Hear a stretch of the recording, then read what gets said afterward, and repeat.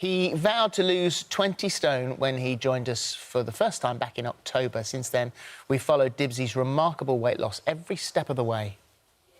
I was 40 stone, bang on. And what effect was that having on your life? Massively. Can't do any think about myself, really.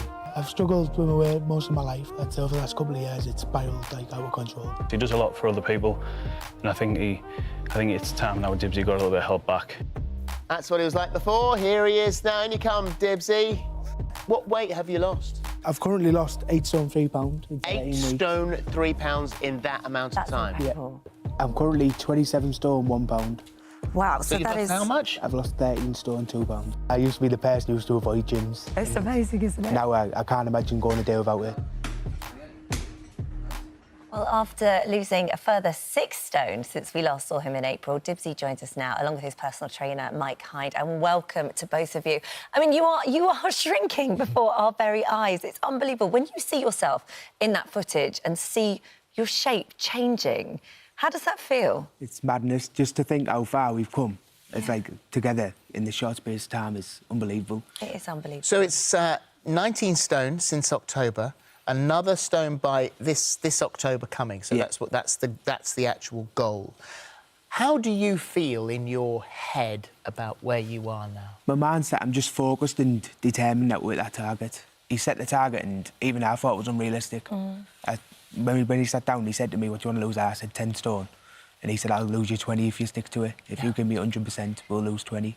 And I said, "No, we won't do it." So obviously there's the physical side of things where you look and you look like a different person. But health-wise, what's this done to your body? What have the doctors said? The doctors have took me off all medication now. I'm off my heart medication. My heart's back into a normal rhythm and beating perfect. And I'm on no medication at all. God, that's they just said, incredible. "We'll monitor you."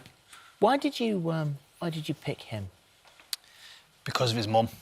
When he come in and sat down, him and his mum, they looked at me and his mum said, "I don't want to bury my son." And I'm a dad, I've got 3 kids, and I couldn't imagine saying that about one of mine. Yeah.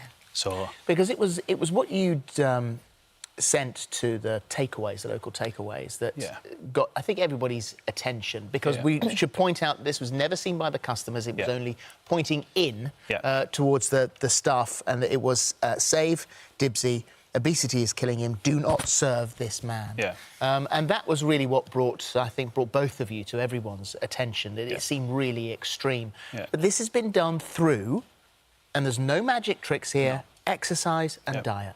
Yep, no pills, no potions, no shakes, no just cutting out takeaways, eating 3,000 calories a day and training 3 times a day. It's not rocket science, it really isn't. And it just goes to show that anybody can do it. But my methods alone wouldn't allow this. It has to have the determination and willpower from the client, and Dibsy is unbelievable. And Dibsy, it seems when I look at what you've been doing since we've last seen you as well, this isn't just going to the gym.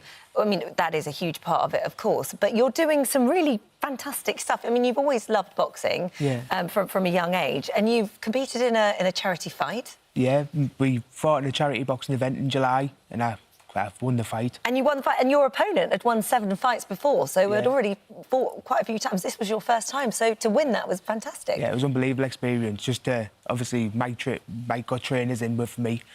We all just knuckled down for 12 weeks, and we enjoyed the night, fight in front of my family and friends. And then you climbed Ben Nevis. Yeah, that was unbelievable. That. Why did you do that? Mike told me to. Yeah. So there is a sort of personal family thing there. Oh yeah, when we got to the top, I decided to spread my dad's ashes. I lost my dad when I was 18, and it was just a nice thing for just something that I wanted to do. It's just somewhere I've never been, but I'll probably never go again. Yeah. But just to have that little moment and just share that moment with my dad, and obviously Mike and the team, was just nice. Yeah, that's very special. And then Sunday is a big day for you as well. What are you doing on Sunday? We are going to take part and do the Great North Run. I mean, this is extreme. I mean, this time last year, you would never have thought that any of this was possible. No, I wouldn't have been able to walk in the car. Never mind, actually take part in an event like this. But obviously with this team around me and obviously Mike's guidance and help. Well, it's you find out all these little bits and pieces of how you've helped him, Mike, and one of the things, now you can drive, which you couldn't drive before, but you paid for his lessons. Yeah, I arranged a. At what driving point does instructor. that come into your personal training role? I wanted to give Dibsy a quality life, not just save his life. And I wanted to show him what achieving the weight loss can do for him on a personal level. I want to show him how good life is, and I want to make him experience things that he could never done, and hopefully will inspire other people to follow in his footsteps. Like I said, Dibsy couldn't even fit a seatbelt. He never sat behind a car wheel. Ben Nevis was more because I wanted to take him as close to his dad as I could. Oh. And that was my theory behind that. Very special. It's not all good news, though, is it? Because this extreme weight loss has left you with excess skin, and we've heard this story before. And I think, is it about sort of 3 to 4 stone of skin? We don't know how much it is, but that's what we thinking it might be.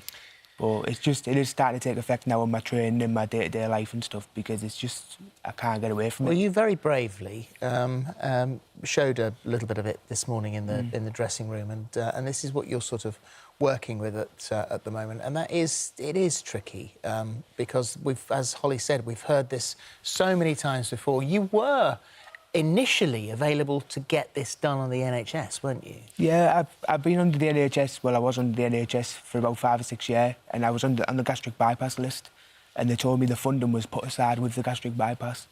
But then when I decided not to have the gastric bypass, because obviously it might give me this opportunity, they said the funding would be taken away for the skin operation as well. So the fact that you lost the skin yourself without having any medical intervention meant that you were then not allowed to have... Yeah, they just said the funding wouldn't be available for you because you didn't go through with the bypass surgery. So what are you going to do now, then? I don't know, to be honest. I'm going to hit this target first, and then... How much does it cost? We don't know. I think about 15,000. That's a lot of money. It's an awful lot. It's something that I can't do. I feel a little bit responsible for this because obviously I've took Dibsy where he is, and I'm going to leave him with all his skin, and I'll have to do something. You need to set up a crowdfunding page or something like that. I mean, just there must be a way that you can organise this. Obviously, Mike overlooks all that sort of things, and I know he says that he feels responsible, but at the end of the day, the man saved my life. If you set up a site, then the show will put some money in, and Holly and I will put some money in, and we'll kickstart you off towards that, because you've worked so incredibly hard. And I know that what this excess skin is doing, as you say, it's affecting your confidence, and that's the next step, is to find somebody to love. Yeah. And that's affecting that. It is in ways. I'm talking to someone now, and it's going well, but it's early days, but it is me holding back. It's like, obviously, well, don't start back. that. It's me holding back because obviously I don't see myself as nice at the moment, so it's hard to trust someone else. You've got to stop that. I know, but because whoever this person is that you're speaking to is speaking to you for you, and they don't see that. So... Obviously, they showed me all that, so obviously, hopefully, it'll go well. Oh well, that's really. I didn't know that. That's really exciting. Well, good luck with that. Yeah, enjoy that. You've written Mike a thank you note, and you've given it to us this morning. I'm going to pass this to Mike. Mike hasn't seen this. I'm not going to read it all out, but one of the things he says in there is, what do you say to the person who saved your life? Words are not enough, but I'll give it a go. Every day you've gone above and beyond anything I could ever ask for. The ups and downs, you've been by my side throughout it all. I just want to say thank you for believing in me when I didn't believe in myself. You showed me a better way to a better life, and how life can be with balance and health. Good luck on Sunday. You're both so inspirational, that's for sure, and we will see you for the next phase of this journey. Thank you. Thank you. Thank you very much. Set up that crowdfunding. Yes, absolutely. Thank you.